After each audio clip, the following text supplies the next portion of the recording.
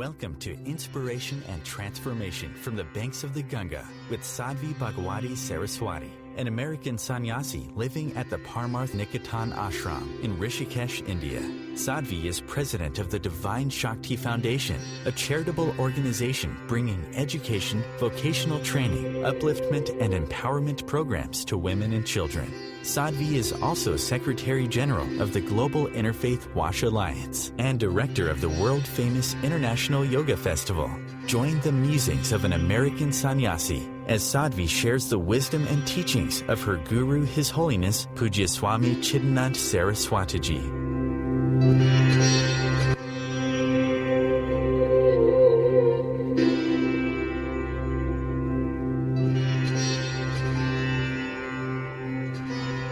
Welcome to this week's Inspiration and Transformation. Before you can think about the process, it's important to understand the goal, right? I mean, if you walk into a gym and you say, well, which of these machines should I use? They're going to say, well, it depends. I mean, are you looking for stronger biceps, or are you looking for a flatter tummy, or are you looking just to lose some weight, or are you looking for all-around toning? And then you're going to tell them what you want, and then they're going to say, these are the right machines for you. So in meditation, what we realize is it's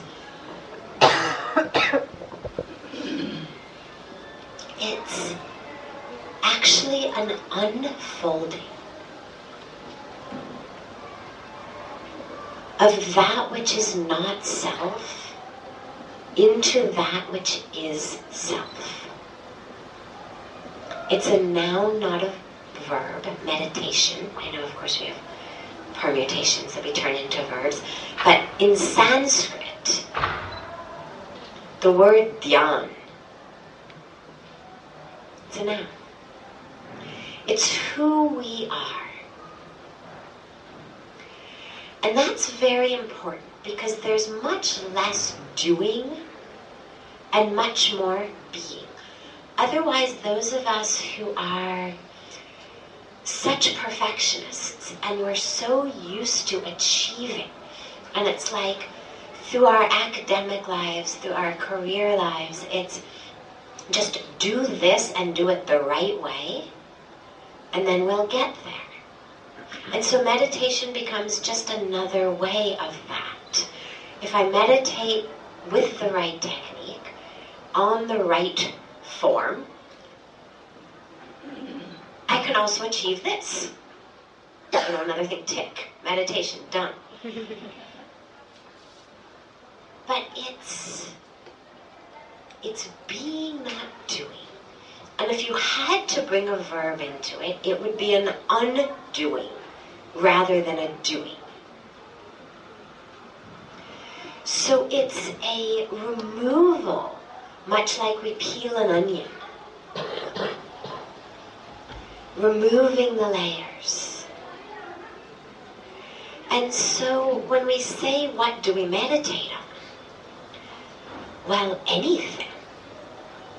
If it can take you into that place. See, our thoughts, the monkey mind, is the greatest obstacle.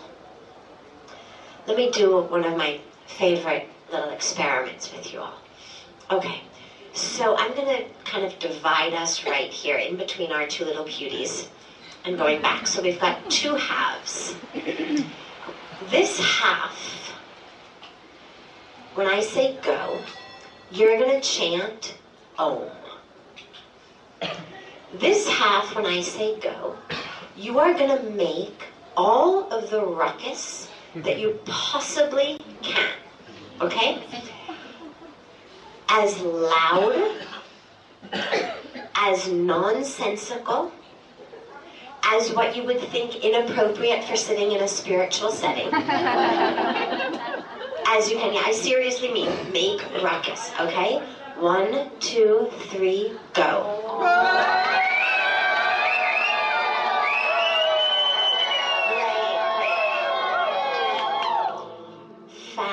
Now we're going to do it again, but in the middle of it, I'm going to give one of the two sides a hands up. And if I give your side a hands up, it means you become quiet. Okay? Let's go again. 1, 2, 3, go.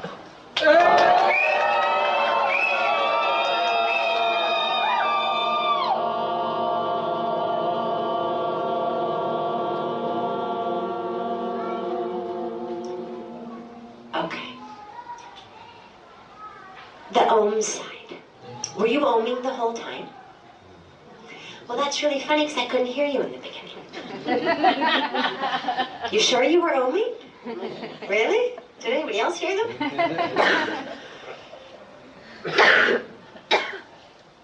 What was required to hear the Om? The ruckus stops. This is what meditation is. It's not about a creation of Om. That's there. It's about a stilling of the ruckus enough that you can hear what's there. So, your breath, a mantra. Your breath and a mantra. For those of us who have very overactive minds that need not one but two things to keep them busy. A candle flame with open eyes. For some people, the mind moves too much if the eyes are closed in the beginning. So you start with an open eye. A word. An image. Anything that when you connect to it or repeat it or focus on it, the ruckus stops. And it's not going to be the same for everybody, which is why it's so hard to cookie cutter a meditation program. Just start. And the only last important piece about this is, whatever technique you use, whatever you're meditating on, is a vehicle to get you someplace. You don't want to lose the purpose with the means. There's a great story of these 3 men who are stranded on an island in the ocean. And they pray and pray and pray to God for something to save them. One day they wake up and there's a canoe on their island, and they're thrilled. Oh my God, we've been saved. And they jump in the canoe and they paddle back to the mainland. And a few weeks later, somebody sees them and they're walking through the village with this canoe on their heads. They're walking in a line holding the canoe on their head. And the person asks, well, why do you have that canoe on your head? He said, oh, this canoe, it saved our lives. You know, we were stranded on this island and it saved us. And the person says, well, that's really great, but why are you carrying the canoe on your head? Oh, this canoe, you know, it saved our lives. We were stranded on the island. They were so indebted to the canoe that even once they got where they had wanted to go, now they've rendered themselves handicapped because you can't do much walking around with a canoe on your head. And what you'll find as you meditate, let's say you start with a mantra and the breath. So the awareness is on the breath and there's a chanting of a mantra going on. There will come a time where suddenly it seems that the breath stops. Don't worry, it doesn't, but it actually does seem like that. And the mantra stops. And that's the time when we actually experience meditation. But what happens for so many of us, again, who are focused on technique and achieving, is it's, oh my God, I've lost the mantra, I've lost the breath. And we bring ourselves back. So if that state happens, let it be.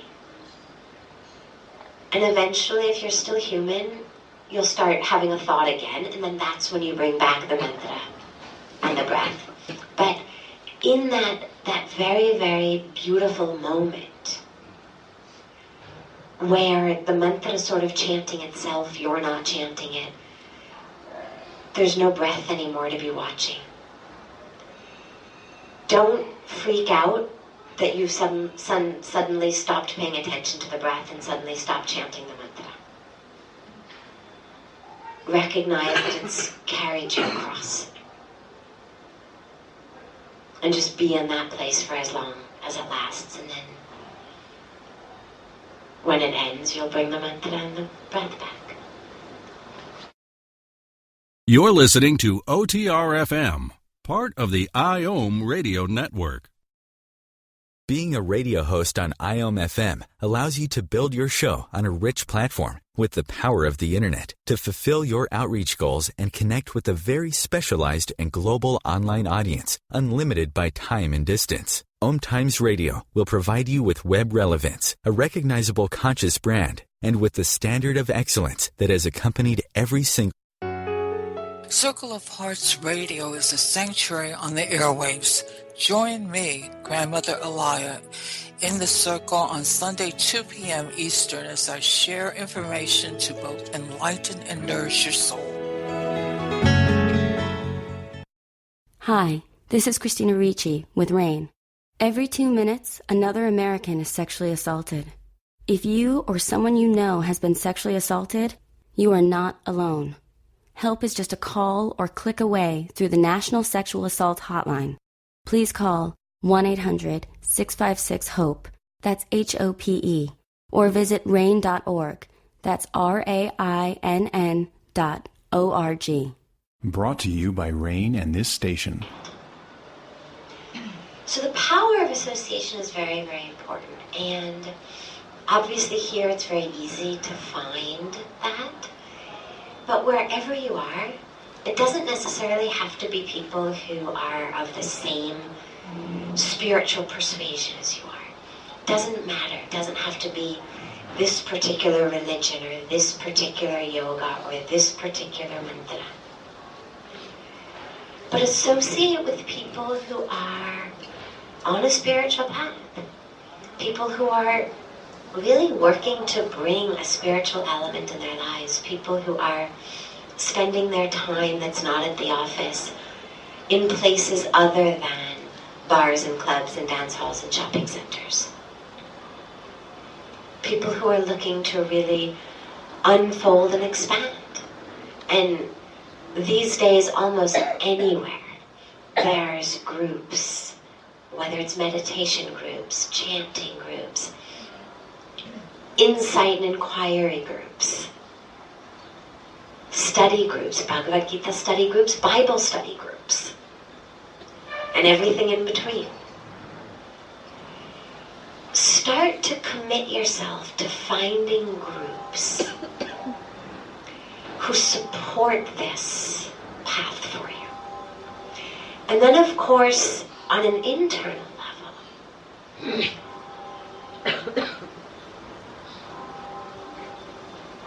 it's very easy to find peace when it's all everybody's talking about, when you don't have the responsibilities of your daily life, when you're on retreat, when you're on the banks of a holy river where everybody's meditating. But ultimately the spiritual practice is about, as Pujya Swamiji always says, peace in the chaos. And that's where we realize that it's actually about us internally. And that grounding and that anchoring is something that stays with us wherever we go. So one good practice is every religion, every spiritual path, whatever your inclination is, every path tells us that the divine is infinite. Whether we primarily worship the divine in the form of Krishna or Shiva or Jesus, or it doesn't matter. There's no religious path that I know of that says God lives only in a box. God is not infinite. In their own words, in their own language, in their own way, every religion emphasizes the infinity, the infinite nature, the boundless nature of the divine. And so one beautiful practice is, well, can you take that message, that tenet that we've been very specifically given? I live in everyone. The Creator has created the creation. Well, that means the Creator is in the creation. Can you find it? Or her or it? Can you find the divine in your family members, in your employers, in your employees, in the person pumping your gas, in the person checking you out at the grocery store, in all the people with whom we interact on a daily basis, in your doorman? Because there's no teaching that I've ever heard of in which the divine says, oh, well, I'll be one with you people over here, but not you over there. If God is infinite, and God has created all of it, I mean, there's no sense that says, oh, well, God created this, and then he retired and somebody else came in and created everybody else. Right? I mean, I don't know any scripture that says God did this part of the world, and then, he delegated the rest to somebody who clearly made a big mess of things. God did it all, right? So if God did it all, then God is there in it all. And of course that doesn't mean that everybody's experiencing and embodying their divinity. That's not what I mean.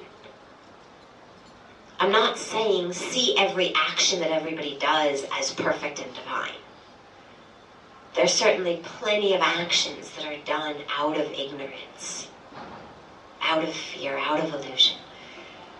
But in the core of that being is the divine. And even if they're temporarily blinded into illusion and ignorance and therefore are acting out of that, can you see the divine in them and respond to that? So it takes grocery shopping to a brand new level. And what it does is it enables us to be on a spiritual path wherever we are. And then we're not rushing home, fighting traffic, screaming at red lights that turned red right as we got there because we want to get home and have time to meditate. Otherwise, this is how most of us live, right? Get out of my way, I've got to get to my yoga class. Can we find all of that in our daily lives? Because it's there. And the sages and the saints and the enlightened ones have shown us that. And every one of them has said it's there for you also. So can we take them at their word and start looking for it? Beautiful. So how do we go toward God and unite with God if we don't believe in God? Or if we have doubts about God, can we still be on this path? We were speaking last night, actually, about a very, very related topic. But I think what's most important is when we speak about uniting, remember that God is in everything. Any real union that you have is a union with God. Whatever you love, as Pujya Swamiji's just been speaking so beautifully about love and connection, whatever you love, whether it's a romantic love, whether it's love for a parent, love for a child, love for a sibling, a friend, love for a pet. Anything that you love the actual being inside rather than just the packaging. If you're actually loving the person within, what you're loving is the divine. The packaging keeps changing. The cells of our skin are regenerating every few days. Our organs every 7 or 8 years. Within a very short period of time, if you love someone, there's not one cell of that person that was there when you first fell in love with them. So the question is, well, so exactly who is it you love? Well, it's not the body. I mean, certainly you appreciate the body also. It's certainly nice to have a hand to hold. But it's the essence in the body. It's the spirit in the body. The being in the body. And that essence is the divine. Because as we were speaking earlier about the drops in the ocean. So if what you're really loving is the essence of that drop, what you're loving is ocean. Whatever clothes it's wearing, wherever it might be on its path, what you're loving is ocean. And in the same way, the easiest way to connect with God, to have that experience of uniting, if you're not on a, quote unquote, traditional spiritual path or a religious path that has God involved, don't worry. Just really love something or someone. And what you will find is, what you're loving is God. Because that's the only thing that is the unchanging essence. That's the only thing that even when that person is not physically in front of you, but you're still connected. Well, what are you connected to? If you can't see that person, hear them, touch them, feel them, but you still feel full of love when you think about them. Well, so what are you connecting to? What's just made you feel all warm and tingly inside if they're in another room or hundreds of miles away? Or they've passed away? What is that? Well, that's the essence of who they are, which is the soul, which is God. So don't worry. What you call it, how you think about it, you believe, you don't believe, doesn't matter. Love is the best path. And if we really, really, really love,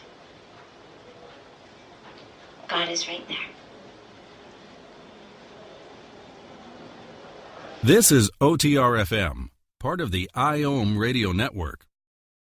OMTimes magazine is one of the leading online content providers of positivity, wellness, and personal empowerment. A philanthropic organization, their net proceeds are funneled to support worldwide charity initiatives via Humanity Healing International. Through their commitment to creating community and providing conscious content, they aspire to uplift humanity on a global scale. OMTimes, co-creating a more conscious lifestyle. Do you have time to read that inspiring book or that blog post you've been meaning to get to? In your busy world, how do you improve yourself and keep your life going? I'm Lisa Kay, and my Between Heaven and Earth radio show can transform your life just by listening. Be uplifted with inspiring topics, positive stories, and ideas that really work. Between Heaven and Earth Radio is conscious living for your soul, every Wednesday at 4 p.m. Eastern Time. Baldwin with People for the Ethical Treatment of Animals. I grew up loving circuses and other traveling animal shows, but it never occurred to me what life might be like for the animals. Training wild animals to do things they don't understand takes force. Routine discipline with a hook or whip with the heel of a boot shows the animal exactly who's the boss. Don't patronize animal acts. Please contact People for the Ethical Treatment of Animals. 757-622-PETA. What is the soul? Is it really unchanging, eternal? Or is it just another way of us, tooting our own horns and getting more attached to just another level of myself? I love my clothes, I love my hair, I love my eyes, and I love my soul. Yet another thing that I can, Right, exactly.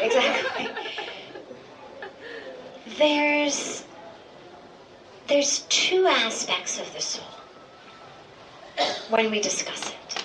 One of them is the individual soul, and the other is the supreme soul. And there's no very, very clear way of explaining it, but the best way that I have found is the concept of the ocean. So we have an ocean, and just imagine for a moment that the ocean were infinite. So we're going to call that the supreme soul. Unchanging. And as I said, it's not a perfect analogy. The ocean, of course, changes. But it's the biggest, fullest thing we have that we can all picture. So we have the ocean. That's our supreme soul. Sun shines on it. Water evaporates. Those evaporated particles of water go into a cloud. The wind carries that cloud.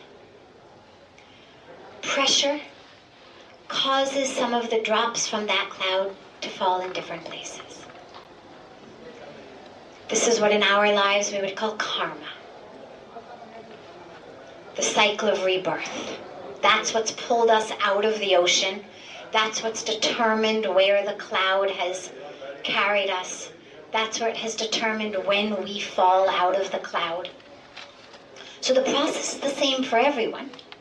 But each molecule of water is being carried to a slightly different place, being dropped at a slightly different velocity. It's therefore going to end in a slightly different place. But each of those molecules is ocean, right? Came from the ocean. It's going back to the ocean. That's what gravity is. It's carrying it all back to the ocean. As I said, on the banks of Ganga, the source of water is the ocean. It's going to keep going there. Every single body of water is moving toward the ocean. Some more quickly, some more slowly. They're all moving. That drop falls. That's what we're going to call our individual soul. That individual soul now, based on where it has fallen, gets a body. The body could be the pristine Himalayan waterfalls. And that water flows down in Mother Ganga. And when people see it, they pray to it. They worship it. They drink it like nectar. They perform ceremonies to it. And it identifies as that, and therefore develops what we would call an ego. Look at that. I'm so pure, I'm perfect, I'm beautiful. People pray to me. People perform my arati. They drink me for liberation. But actually that drop is ocean. Another drop falls in the sewage. People plug their nose, sweep it away, walk on the other side of the street. That drop also identifies with that. Oh, I'm so bad, I'm ugly, I'm dirty, I'm smelly. But ultimately that is also ocean. And the purpose of each of their lives, you could say, is to get back to the ocean. Whatever they may be covered with, whatever path they may go on, ultimately, it's to get back to the ocean. Now, once that drop merges back with the ocean, there is no drop anymore. There's only a drop until and unless it merges back with the ocean. So, our individual soul is taking these bodies, these incarnations. Now, this really is not perfect because on one level it actually hasn't gone anywhere, and there never was evaporation, and there never was a cloud, and everything is actually just ocean. So that's, if you're listening to a radio or you're watching TV and you've got this channel turner, well, all the channels are happening. They're all real. It just depends on which level you're looking. In this case, the channels are going deeper and deeper. On the deepest level, there were no drops. There was no evaporation. There are no clouds. There was no wind. There is nothing but ocean. But that's a really, really hard concept to wrap our brains around. And the problem with it is that when we don't really fully understand it, it lends itself to a lot of complacency. I'm already God. What's the point? It lends itself to ego. I'm already God. I'm divine. Worship me. It lends itself to what we call a beautiful term coined by a wonderful meditation teacher in America, the term spiritual bypass, where we have a spiritual experience of the ocean, of the fact that there is nothing but ocean. And in the illusion that we are now done, because we are ocean, we don't bother to look at or address or deal with that which we're wrapped in, which for most of us is ignorance and anger and our identities and our expectations and our desires and our fears and our jealousies and all of that. We don't look at that. And this is where you get all of the difficulties of those on spiritual paths that we're witness to so frequently. So that actually is the fundamental truth. There's only one soul. It's never gone anywhere. It's never done anything. But on a level that is also true, just we've turned the channel, slightly less deep, slightly less capital T true, but at least something we can wrap our heads around, is the metaphor of the drops. That we're all in our own way the ocean. The core of who we are, the essence of who we are, that soul, is the divine. But we take our births, we keep coming back through this cycle of karma, of reincarnation, until we actually merge with the ocean. So it would be like if that drop of water, instead of relying on gravity, landed into a car. And that car took it for as long as the car could take it. And then the car broke down. And so now our drop needed a new car. And it got a new car, and then the new car took it a little bit farther along the way. And then that car broke down. And it kept getting newer and newer cars until it actually reached the ocean. So that's what we talk about with coming back. Until we've actually merged. And now there's no saying that you have to get lots of cars. This is the power of grace. This is the power of awakening. And this is what all of the enlightened ones, all of the saints and the sages and the rishis have told us is it's available right here, right now. There's nothing you have to become or do or memorize and then give back. All you have to do is awaken to it.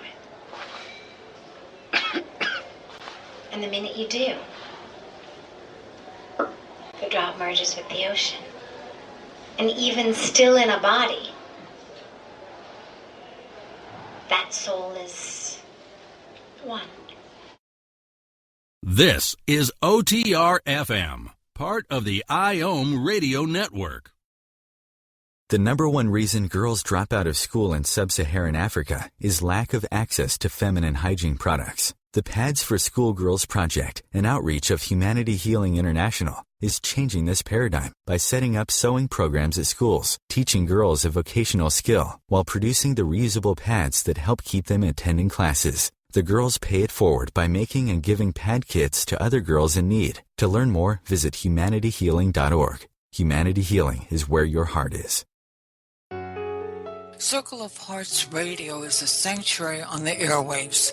Join me, Grandmother Elia, in the circle on Sunday 2 p.m. Eastern as I share information to both enlighten and nourish your soul.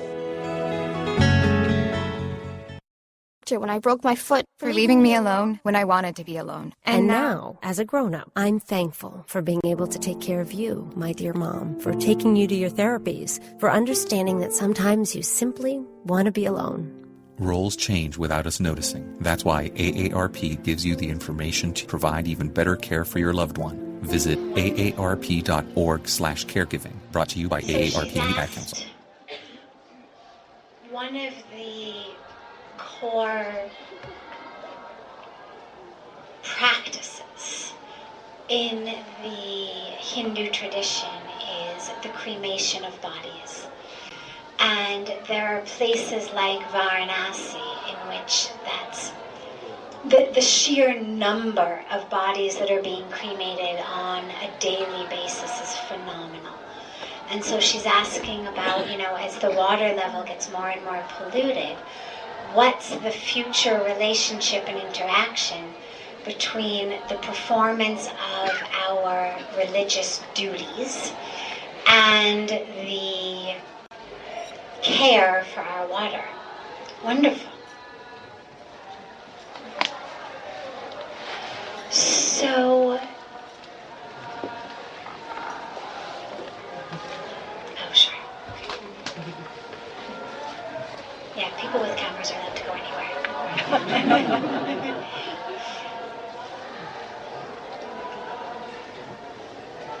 There's a piece of theory and a piece of practice, and I'm going to give you both because we're actually doing a lot of specific work. Let me begin with it in theory, and then we'll move into the practice. When we speak about lowercase t truth and capital T truth, that's, I was saying it referring to us here. But it's also really true about the truth that is given to us in our religious backgrounds. There are many tenets, principles that are timeless and eternal. The world is a family. Everything in the universe is pervaded by God. Love thy neighbor as thyself. Do unto others as you would have them do unto you. I mean, these are the sorts of really universal tenets, I've taken them specifically out of different religious texts, but the sorts of universal principles that no time, no place, no experience would render obsolete or incorrect. And then we have aspects which were very true at a particular time and place, at a particular type of world, with a particular type of society. And these are what tend to be our practices. And of course, society has practices as well, but we'll talk just about religious practices. Otherwise, we'll spend all night just on this. So, religion has certain practices. And one of them, as you've raised, is the practice in Hinduism of cremation. There's many reasons behind it. The reasons actually are very beautiful. A, you're not taking up space in the ground. B, you're not creating a place where people come to connect with you, because the belief is that I'm not in this body. And so when you bury the body, it creates a sense for all of the loved ones that if they can just go there and put flowers on the grave, that that's actually where I am. And inherent and very deeply embedded in this tradition is the distinction between the soul and the body, and how it's only the body that's died. And so the idea of creating a place where people would go and put flowers on the body is something that is not in line with the religion. And the idea that we are made of the 5 elements. We go back to the 5 elements. Ash is one of the greatest fertilizers. So we have really done the job of nature. I mean, eventually a body would decompose anyway. But rather than waiting for nature to do its work, we've helped it along and have given it this ash to serve in the soil. So there's a lot of reasons why it actually was a beneficial practice for a long time, why the tenets have been held so deeply. But then you come into a situation in which the water's polluted. There's too many people. Trees are being cut down. The sheer amount of wood required to burn a body is A, more than most poor people can afford. B, certainly more than the forests can afford. And so we're now in a situation of saying, well, how can we adapt? And we are adapting. And one of the things that's actually happening under Pujya Swamiji's guidance and leadership and inspiration is a push for what's called a green crematorium. Because we, of course, have electric crematoriums, but the sensibilities of people are that until and unless it's done with the wood in the proper way, with the family members putting the ghee onto it, putting the camphor onto it, watching it burn, that sense of final rites having been done according to tradition isn't really there, to just stick them on, a gurney and that, or in a casket, and that gets pushed into a big metal thing, and then someone flips the switch. It doesn't have within it that sanctity that so many are wanting.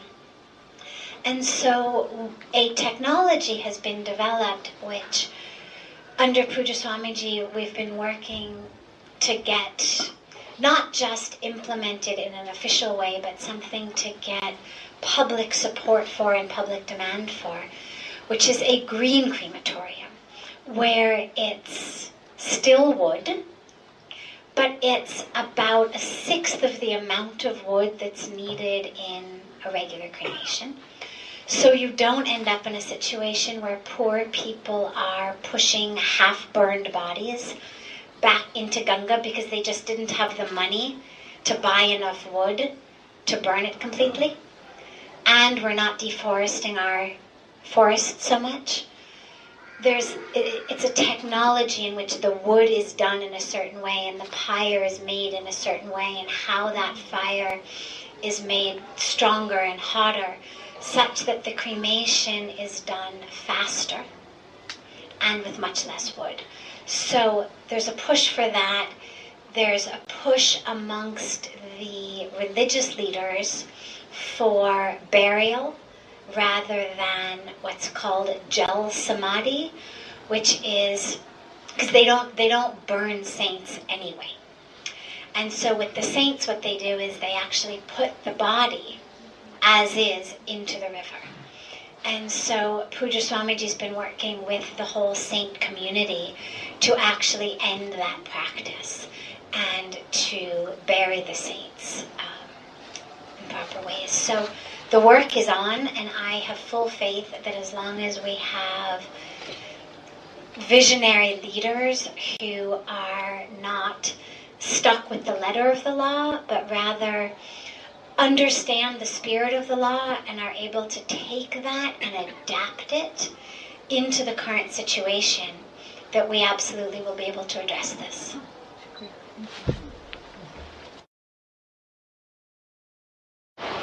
As Pujya Swamiji was saying, most of the time what people do is dream. Well, there's actually what's called a circadian rhythm, which has to do not just with your personal rhythm, but actually with what time of day it is. And regardless of what time you went to sleep, a greater percentage of the sleep cycle is spent in dream sleep toward the morning. The closer it gets to the morning, the greater a percentage of dreams. So if you go to sleep at 3, 4 o'clock in the morning, even if you sleep 8 hours, you're not actually going to wake up refreshed because you've spent such a huge percentage of that sleep time dreaming. Whereas if you go to sleep at 8, a fabulous ideal, not quite so possible, but nonetheless, we aim for something that early, and then if it becomes 10, 10:30, it's still okay.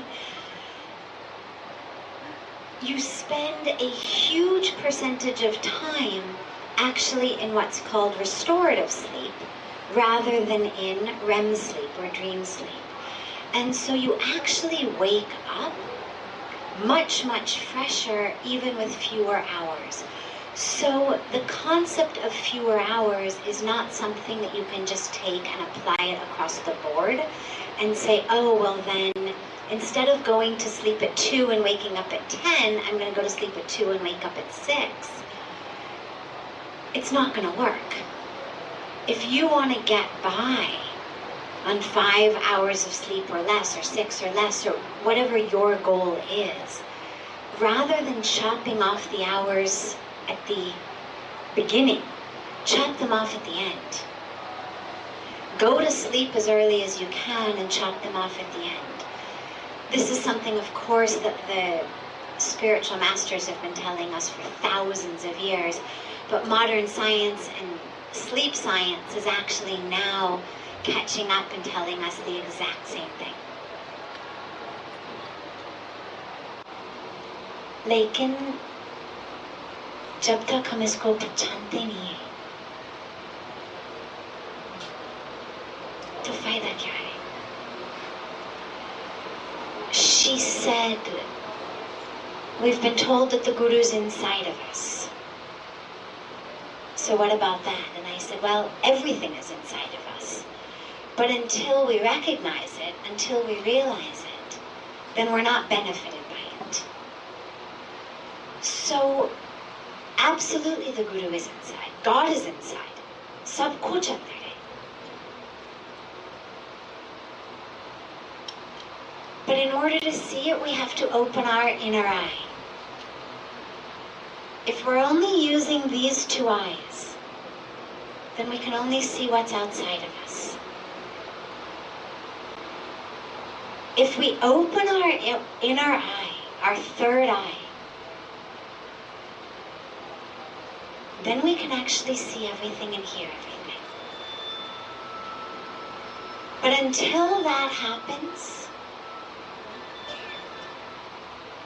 we need the inner guru reflected in the outer guru, or the outer guru reflected in the inner, either way, because they're both the same. It's very, very difficult to access the divine within ourselves. This is why people ask the same thing, mandir mein kyun jaye? Bhagwan to andar hai. Murti ka kya karan hai? Why do we have murtis? Why do we go to temples? If God is inside us, why go anywhere? Because are we living like God is inside of us?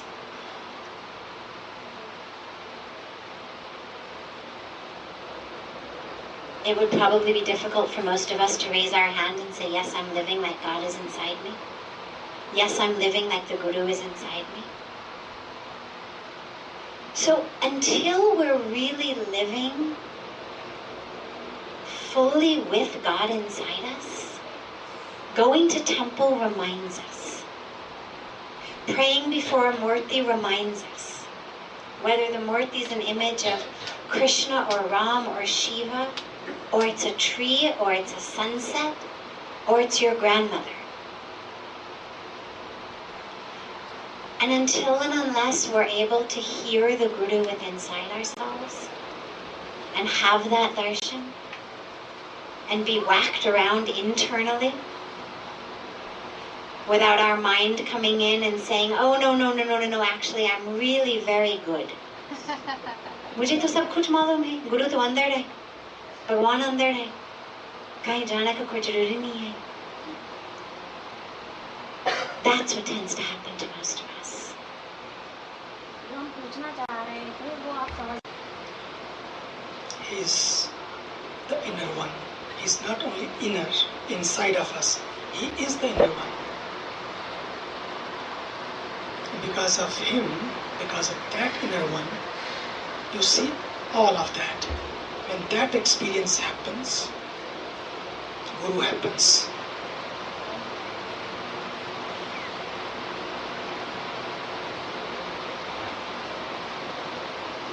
But the best part is not to wait for the Guru to happen. How you can happen to the Guru.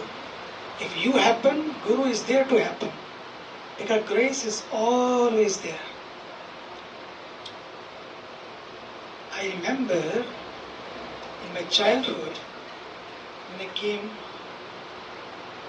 back from the jungle, Swamiji here used to give one beautiful sermon every day in the morning, 5 o'clock. Everyone has to go there, and after the prayers, meditation, we had half an hour sermon. And these questions about Guru, because people are looking for the real touch. Not only teaching, people are looking for touch. But how the touch can be found? And that Guru is touch. Guru is not teaching. Guru is touch. So, he used to give an example. He used to say, just imagine you have a bucket, empty bucket, and the tap is on, and water is on, water is coming down from the tap, but unfortunately the bucket is upside down. Even the tap is on, but I am upside down. So what will happen? All the water, even is there, is for you, for your bucket, for your heart to be touched. But I am not there. It's not the Guru, it's I have to be there. If I am there, he's happening, he's waiting to happen. लेकिन बस कुछ हमें होने लगे, वहाँ बहुत कुछ होने की तैयारी है. सच्ची. बस प्रार्थना ये करो, मेरा प्रयास नहीं कि मुझे कुछ होने लगे प्रभु. बस उस कुछ की तैयारी ही साधना है। बस कुछ होने लगा। बहुत सुंदर, भाग्यशाली है।